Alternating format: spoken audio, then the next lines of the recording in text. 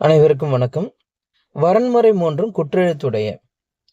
இப்ப நம்ம கேள்வி வரும் இல்லையா? சென்ற நூற்பால அம் நெடிலுக்கு இது வராது அப்படின்னு சொல்லி சிலத நீக்கணும் இல்லையா?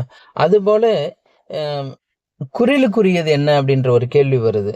குட் குற்றெழுத்துக்கும் அ இது மாரி விலக்கு இருக்கா? அப்படின்ற ஒரு கேள்வி வருது. அந்துக்கு அந்த ஐயத்தை தீர்ப்பதற்காக இந்த நூற்பா அமைந்ததாக சொல்றாங்க. அந்த வகையில பார்க்கும்போது, வரன்முறை மூன்றும் குற்றெழுத்துடைய. இந்த 3மே குற்றெழுத்திற்கு வரும். கரம், காரம், கான். அப்ப அதுக்கு தான் இங்க எடுத்துக்காட்டு குடுத்திருக்காங்க. அகாரம், அகரம், அஃகான் என வருது அப்படின்றத சொல்றாங்க.